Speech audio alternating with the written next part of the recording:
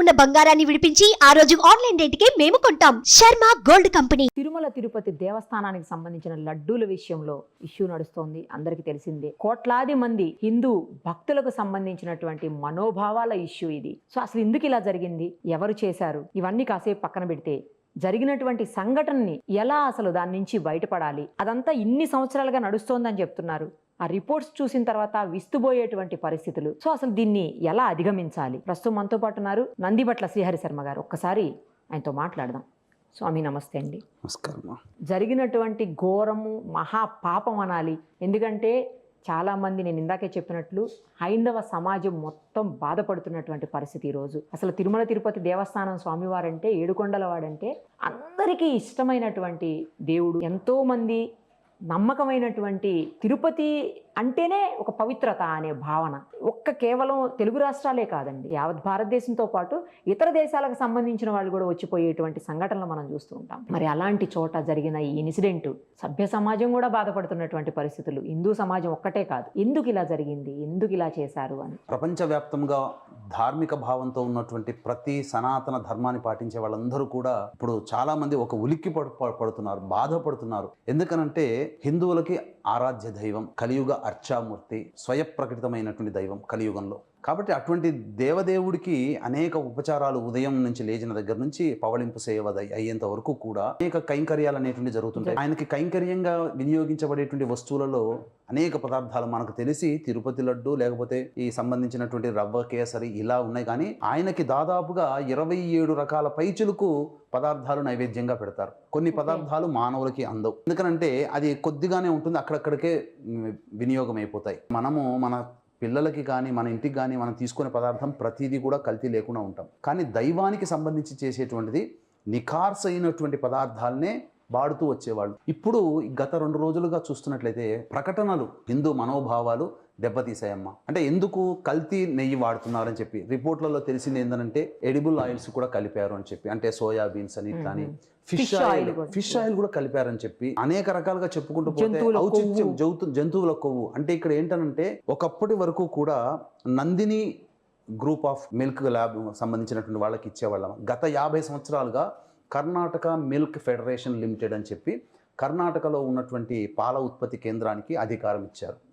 గత 50 సంవత్సరాలుగా వారు నందిని నెయ్యి, ఇప్పుడు నాకు తెలుసు కర్ణాటకతో కొంత అనుబంధం ఉందమ్మా, శుద్ధ తప్ప అని అంటారు, అంటే స్వచ్ఛమైన నెయ్యి అని చెప్పి నందిని బ్రాండ్. మరి 50 సంవత్సరాలుగా ఈ నెయ్యిని వాడుతున్నారు, ఎక్కడ కూడా క్వాలిటీ పరంగా రాజీ పడలేదు. పైగా వాళ్ళు ధార్మికమైన భావంతో కలియుగ అర్చామూర్తి అయినటువంటి వెంకటేశ్వర స్వామికి భక్తి ప్రపత్తులతో నియమనిష్టలతో అత్యంత సహజమైనటువంటి నెయ్యినే వాళ్ళు ఇప్పటిదాకా ఇచ్చారు.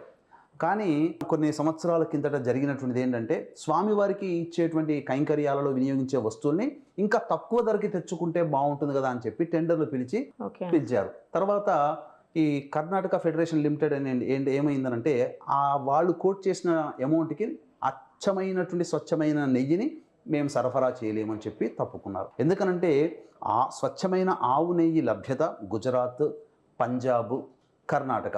కాబట్టి సరఫరా విషయంలో చూస్తే కర్ణాటక నుంచి మనకు తక్కువ సమయంలో వస్తుంది, రవాణా ఖర్చులు కూడా తగ్గుతాయి. కాబట్టి ఆ ప్రాంతంలో ఉండేటువంటి వ్యాపారులు పాల్గొనలేదు. కర్ణాటక 50 సంవత్సరాలుగా మనకు నందిని బ్రాండ్తో పంపిస్తూ ఉంది. ఈ టెండర్ల ప్రక్రియలో 5 సంస్థలకు ఇచ్చినట్టుగా మనకు వార్తలు వస్తున్నాయి. 5 సంస్థలు సరఫరా చేసేటట్టుగా ప్రతిరోజు కూడాను 15 టన్నుల ఆవు నెయ్యి దాంట్లో వాడతారమ్మా. కాబట్టి ఇందులో ఒక సంస్థ అయినటువంటి ఆల్ఫా సంస్థకి ఇచ్చారట. ఆల్ఫా సంస్థ అనేటువంటి దానికి విదేశం నుంచి అంటే వాళ్ళకి ఆ సామర్థ్యం లేక ఏది ఆవు పాలని సేకరించి ఆవు పాల ద్వారా నేతిని తయారు చేసినటువంటి శుద్ధ నేతినే మనం వినియోగం చేయాలి ప్రసాదం వినియోగంలో. వాళ్ళకంత సామర్థ్యం లేక విదేశాల నుంచి వెన్నను దిగుమతి చేసుకొని దాన్ని కరిగించి ఆ వెన్న ఉన్నటువంటి దాన్ని వాళ్ళు ఈ యొక్క ప్రొక్యూర్లో వాడుతున్నారని చెప్పి తెలిసింది. అంటే ఇక్కడ ఏంటనంటే ఇక్కడ ప్రధానంగా వ్యాపార ధోరణి ఎక్కువగా ఉండడం వల్ల కల్తీ అనేటువంటిది జరిగిందమ్మా. పైగా ఏం చెప్తున్నారంటే గత కొంతకాలంగా మనకు వినవస్తున్నటువంటిది ఏంటంటే స్వామివారికి నివేదించే దాంట్లో మాత్రం స్వచ్ఛమైనదిగా వాడి మిగతా దాంట్లో వ్యాపారాల నుంచి తీసుకొచ్చినటువంటి టెండర్ల ద్వారా వచ్చిన నెయ్యిని పెడుతున్నారు. అంటే స్వామివారికి స్వచ్ఛము, మిగతా ప్రజలందరి విశ్వాసాలు లడ్డు అంటేనే తిరుపతి లడ్డు పేటెంట్ అమ్మా. అసలు ప్రతి వాళ్ళు తిరుపతికి వెళ్ళేది లడ్డు గురించి మాట్లాడతారు. చాలా మంది పెళ్లికి వెళ్ళిన ప్రతి వాళ్ళు భోజనం గురించి ఎలా మాట్లాడుకుంటారో తిరుపతి అంటే స్వామి తర్వాత గుర్తుకొచ్చేది లడ్డూనే. వెళ్ళినా వెళ్ళకపోయినా లడ్డూలు కూడా ప్రసాదం తెప్పించుకుంటారు ఇక్కడకు వెళ్ళిన అంత వాళ్ళతో. అంత ఇష్టంగా మరి అవును. అటువంటి లడ్డూ నాణ్యత అనేటువంటిది ఏ ప్రభుత్వమైనా ఇప్పుడు మనం ఇక్కడ రాజకీయం మనం మాట్లాడట్లేదమ్మా. ప్రభుత్వము ఆధీనంలో ఉన్నటువంటి సంస్థ, దానికి సంబంధించి ఆ ప్రభుత్వం వాళ్ళు చర్యలు చేపట్టి ఉంటే మనకి భావాలు ఇబ్బందులు అనేటువంటి కలిగి ఉండకపోవేటి. నా అభిప్రాయం ప్రకారం ఏంటంటే సరైనటువంటి విధానాన్ని పాటించలేకపోవడం. అయితే కొన్ని గత ప్రభుత్వాలు, ఈ ప్రభుత్వాలు కూడా స్వచ్ఛమైన నెయ్యి రాకపోతే మళ్ళీ తిరిగి పంపించాం ట్యాంకర్ల నుంచి అని కూడా రిపోర్ట్స్ ఉన్నాయి. అవి కూడా విన్నాం. అవి కూడా ఉన్నాయి. మంచి జరిగినట్టు కూడా మనం వెనక్కి పంపించిన సందర్భాలు కూడా ఉన్నాయి. కాకపోతే కొన్నిసార్లు ఓవర్లుక్తో ఉండడం, ప్రెజర్ అనేటువంటి టెండర్లు తీసుకున్న తర్వాత వాళ్ళ ప్రెజర్ కూడా ఉంటుంది కదమ్మా. ఆ ప్రెజర్లకు ఏమైనా తలొగ్గి ఇటువంటి కల్తీ సంబంధించినటువంటి వాటిని వినియోగించారో ఏమో మనకు తెలియదు. కానీ మొత్తానికైతే హిందువుల మనోభావాలను దెబ్బతీసే విధంగా ఈ యొక్క రూపకల్పన అనేటువంటిది జరిగిందమ్మా. ఇది మాత్రం గర్హనీయమైనది కాదు. ఇది మాత్రం ఖచ్చితంగా ఖండించాల్సినటువంటిదే.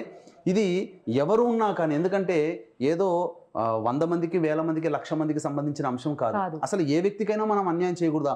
ఆ ధార్మికమైన భావము ఉన్నటువంటి సంస్థలలో ఉన్నప్పుడు మనము దైవపరంగా ఆలోచన చేసినప్పుడు స్వచ్ఛముగా ఉండాల్సిందే తప్ప కల్తీ అనేటువంటిదే మనకు రాకూడదు.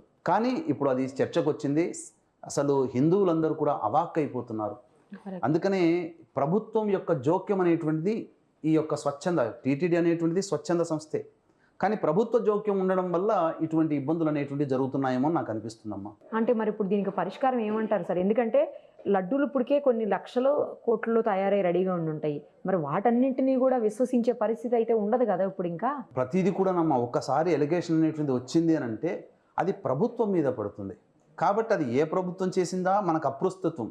కానీ మనము చేయాల్సినటువంటిది ఏంటంటే కొన్ని నివారణ చర్యలు ఇప్పటికైనా కానీ ఇది ఒక మంచి పరిణామం అనే చెప్పుకోవచ్చు. ఎందుకనంటే ఇది జరగడం ఏదో తొలిసారిగా జరిగిపోయింది, మనకు బయటపడ్డది.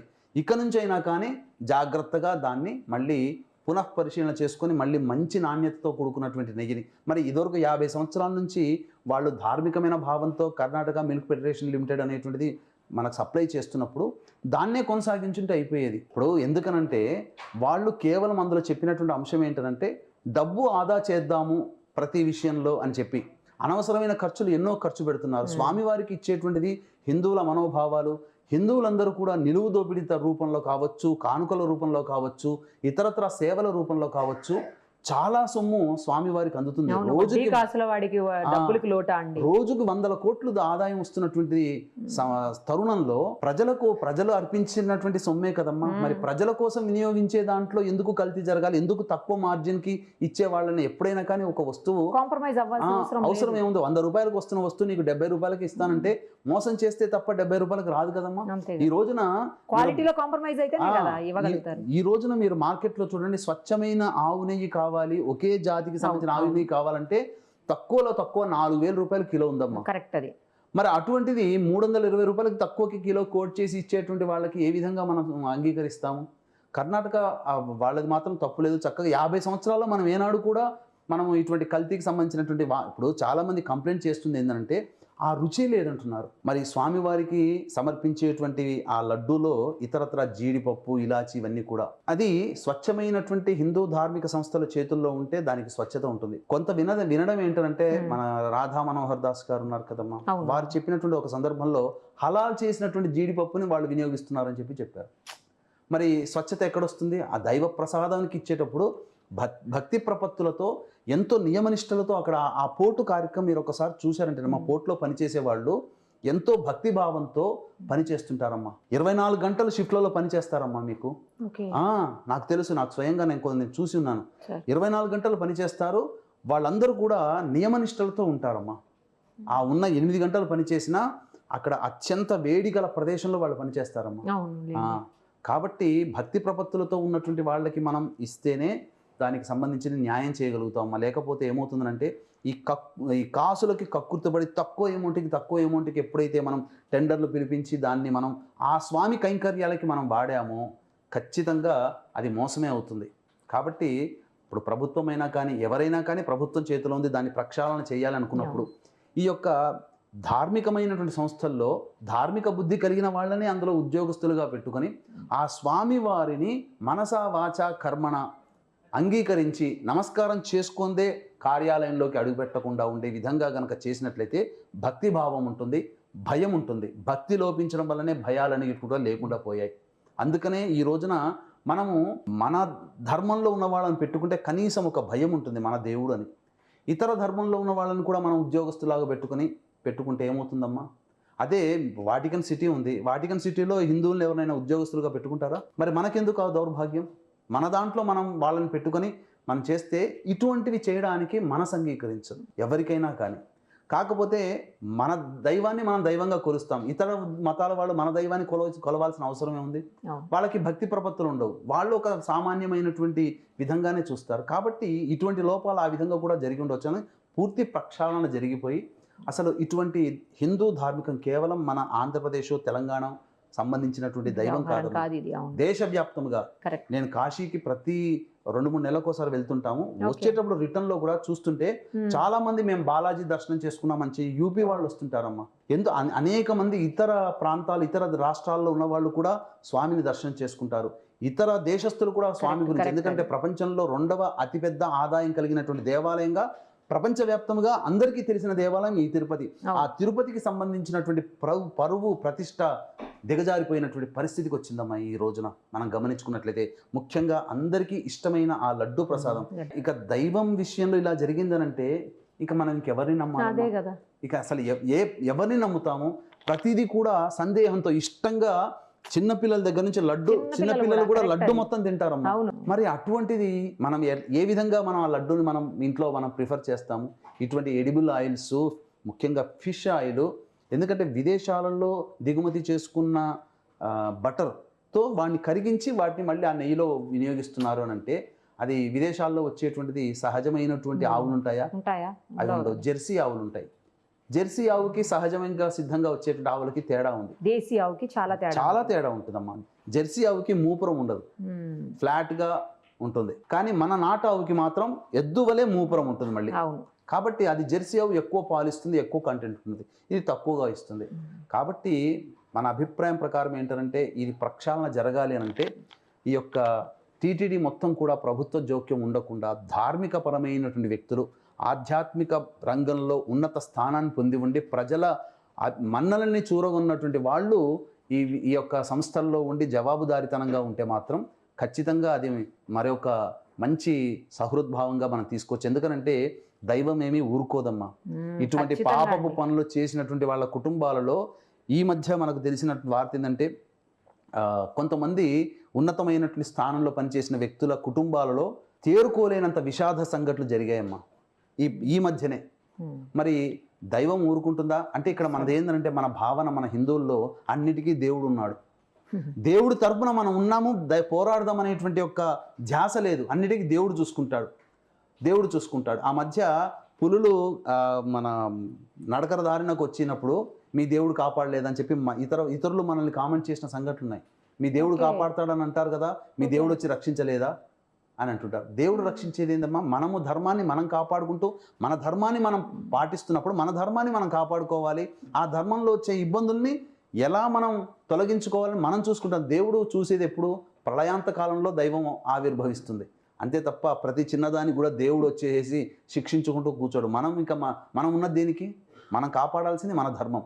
కాబట్టి ఇక్కడ ఈ సంబంధించినటువంటి పాలకులలో ఇప్పటికైనా ప్రక్షాళన జరిగి మళ్ళీ ప్రతి హిందువు యొక్క అభిమానాన్ని, నమ్మకాన్ని, విశ్వాసాన్ని చూరగొనే విధంగా పటిష్టమైనటువంటి చర్యలు చేపడితేనే మళ్ళీ టీటీడీ యొక్క ప్రతిష్ట కాపాడుకున్న వాళ్ళం అవుతాం. ఇప్పుడు చెప్తున్నారు తక్కువకి రేటు కానీ, మరి ఆ రోజే టెండర్లన్నింటినీ కూడా లైవ్ రూపంలో ప్రసార మాధ్యం చేస్తే తప్పేందమ్మా? ఇప్పుడు అన్నీ అయిపోయిన తర్వాత ఈ 320 రూపాయలకి మేము కొనుగోలు చేసాం, 400 రూపాయలు మాకు కష్టం అవుతుందని చెప్పి అన్నవాళ్ళు ఇప్పుడంతా మీటింగ్లు పెట్టి చెప్తున్నారు అప్పుడు డబ్బు తక్కువ కోసం పిలిచామని. మరి ఆ పిలిచే విధానం ప్రక్షాళన ఏందో మొత్తం టెండర్ల రూపంలోనే కాకుండా లైవ్గా చెప్పేసేస్తే అయిపోయేది కదమ్మా. ఇప్పుడు కొన్ని ఇష్యూస్ మనం అనేటువంటి తీసుకున్నప్పుడు ప్రజలకి అందరికీ కూడా ఆమోదయోగ్యంగా ఉండే విధంగా చర్యలు చేపట్టాలి. ప్రజల భాగస్వామ్యంతో కూడుకున్నటువంటి విధానం ఎప్పుడైతే వస్తుందో అప్పుడు ప్రతిదీ కూడాను నిష్పక్షపాతంగా జరుగుతుంది. విదేశాల్లో ఇంత ఆప్టిమిజంగా పాలన జరగడానికి గల కారణం ప్రజల యొక్క భాగస్వామ్యం ప్రతి దాంట్లో ఉంటుందమ్మా. అందుకనే ప్రజలు ఇంత ఏమాత్రము కూడా ఇబ్బంది పడ్డా ఆ ప్రొడక్ట్కి పంపించిన వాడికి శిక్ష చాలా ఎక్కువగా ఉంటుంది. మనం చెప్పుకుంటాం అమెరికాలో ఇట్లా కాదు, వేరే విదేశాల్లో ఇట్లా కాదు, ఏదైనా చిన్న తప్పు జరిగిందని అంటే మాత్రం శిక్షిస్తారు. అందుకనే ఇప్పుడు మీరు గమనించుకుంటే ఇక్కడ నుంచి ఎక్స్పోర్ట్ క్వాలిటీ అంటుంటారు. అవును. ఎక్స్పోర్ట్ క్వాలిటీ అంటే నాణ్యమైనటువంటిది. వాళ్ళు నాణ్యమైతేనే వాళ్ళు ప్రజలకి ఒప్పుకుంటారు, ప్రభుత్వం ఒప్పుకోదు. కానీ మనం ఏం చేస్తున్నాం, ప్రభుత్వమే అన్నీ చేసేస్తుంది. ఇక్కడ ప్రజలకు ఏం కావాలో ఏది ఇవ్వాలో ప్రభుత్వమే నిర్ణయిస్తుంది, ప్రజలు నిర్ణయించుకునే పరిస్థితి లేదు. కాబట్టి ఇక నుంచి అయినా కానీ పాలనా వ్యవహారాల్లో మార్పులు రావాలి. మార్పులు వస్తేనే ప్రజలు నమ్మకం కలగాలి ప్రభుత్వం మీద. ప్రభుత్వం చేసే పనులను నమ్మకం కలగాలంటే ప్రజల్ని కూడా భాగస్వాములు చేయాలి. ప్రజల యొక్క అభిప్రాయాలకి విలువ ఇవ్వాలి. ప్రజల అభిప్రాయానికి విలువ ఇవ్వకుండా సొంతముగా అనేటువంటి నిర్ణయాలు పాలకపక్ష మండలిలో ఎప్పుడైతే జరుగుతాయో అప్పుడు అవినీతి రాజ్యం వెళ్తుంది. ఇష్టానుసారంగా ఎవరు వచ్చినా, కొత్త వ్యక్తి వస్తే పుర్రకో బుద్ధి నాలుకకో రుచి అన్నట్టుగా, జిహ్వకో చాపల్యం అన్నట్టుగా ఎవరికి పడితే వాళ్ళు తోచిన విధంగా మార్చుకుంటూ పోతుంటుంటారు. కాబట్టి ఇది ప్రజల అభిప్రాయాన్ని గౌరవించినటువంటి పాలకులే చిరకాలం స్థాయిలో ఉంటారమ్మా, అది మాత్రం చెప్పవచ్చు. అందుకని ఇక నుంచైనా కానీ ఆప్టిమిజంగా, ట్రాన్స్పరెంట్గా ప్రతిదీ వ్యవహారం కనుక ఉన్నట్లయితే తప్పకుండా మనం మళ్ళీ పునః వైభవాన్ని మనం ఈ యొక్క తిరుపతిలో మనం చూడవచ్చునమ్మా. Right sir, thank you so much.